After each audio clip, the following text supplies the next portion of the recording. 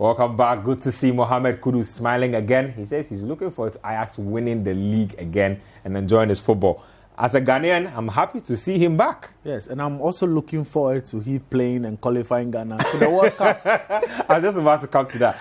I mean, how much of help can he bring us? I mean, having looked at the way Ghana played at the AFCON, looking at our deficiencies, how much does he change our narrative if he's fit? Or, I mean, he's definitely fit if come the time he's available for selection. How much does he change our narrative? I think creativity.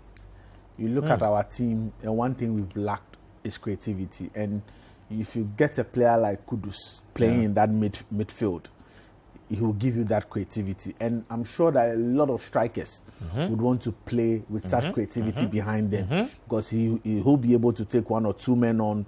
He's good with his passes. He's good on set pieces and long distance shots and all that. And we've seen him, do that for the Black Stars in recent times. I'm a bit disappointed with the injuries and all that because you look at since late last year to this year, he's played just 6 games for Ajax. 6 and scored 2 goals.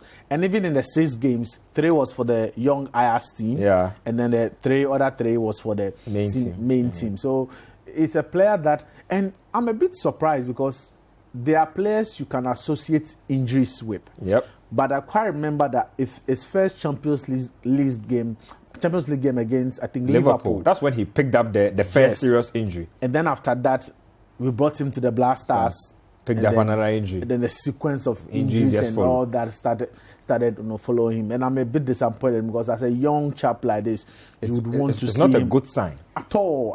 And that can even, kill off your morale. If you're not that strong, affect you psychologically. You're afraid of getting injured again. Of course. And for me, I think that he's one of the players that if you are building the new Black Stars, we should build the team around him. And now that Andre Ayew is not even playing that qualifier, I think that slot or that position on the field should go. The false 9 position should go to Mohammed Kudus. Or even if it's that, if you even are playing with the typical number 10 with 2 players, 2 forwards and maybe 2 pivots, holding midfielders, it can be the link between the midfield and then the attack. So it is good to have him back. But I hope, and if it's my brother, I'll tell him that if you know you are not physically fit or 100% fit, don't come and play that Ghana-Nigeria game. Because in as much as it's a West African derby game, it will be more physical. Yep. It's a very high-stakes game too.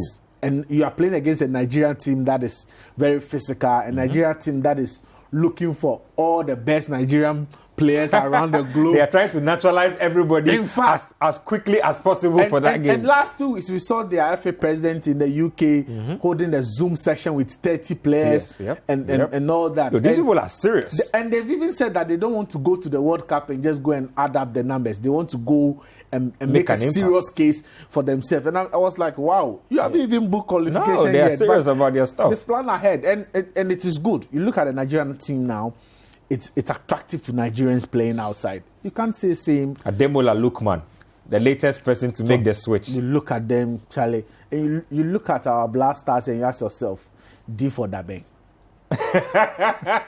Because these people are, like I said, these people are holding Zoom meetings. Yes. Like, do you know what it takes to organize a Zoom meeting of all your national team players?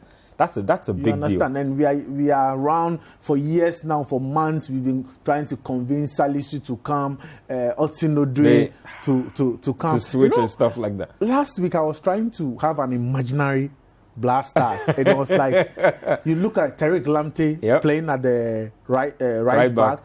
We have maybe Salisu and Amate in that position. Maybe, as for left back, I won't even mind putting Dennis Kosa from what I saw yesterday. Excellent. And then you look at what's the name, Otin-Odoi coming in. Kudus is there. Kamal Dean, Thomas Partey. Yeah, Charlie, solid team. And then the guy at Atletico Madrid, what's the name? The Atletico Madrid. You mean Athletic Bilbao? Inaki Williams. Williams up front for Ghana. That is a dream. That's a dream team. In my dreams. In a team that we can only dream about. In my dreams, but you see, it is possible. It is. It is possible because all these players are still eligible to play for Ghana. But then you ask yourself, we haven't made the Black Stars attractive for these players to come down and play like the way the Nigerians are doing, like the way the Senegalese are doing, like the way the Ivorians are doing. Yeah. Actually, you look at all this and you question as what are the football people actually doing? You understand? But I hope that we put the right things in place, and when we have a substantive coach, when it comes in, he can help in bringing some of these players. I'm definitely hoping the same thing too. Hey.